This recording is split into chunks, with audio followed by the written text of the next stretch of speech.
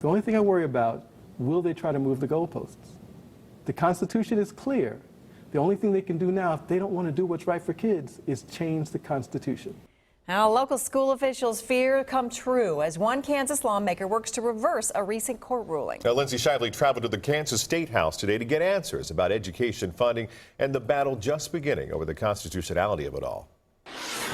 2 weeks ago, judges ruled kids like these in Kansas City, Kansas classrooms deserve $20 million more to get a proper education.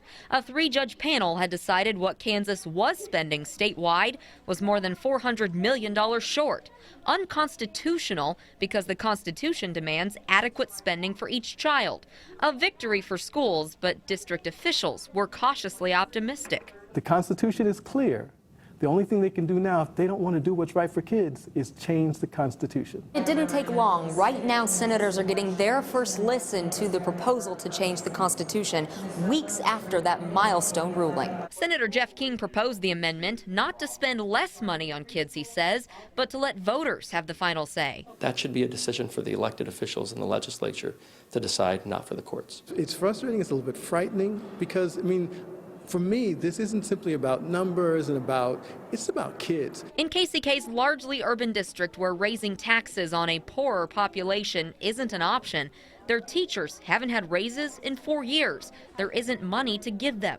The court's ruling, he says, only required lawmakers to provide the amount of funding lawmakers themselves had already agreed was the minimum. Will the legislature do the right thing for children in Kansas, or will they try to change the Constitution, change the meaning of what is right? If this amendment passes through the legislature, it would go to voters on the August 2014 ballot, and if approved, would negate the court's ruling. The state of Kansas has already appealed the ruling to the state Supreme Court. Lindsay Shively, 41 Action News.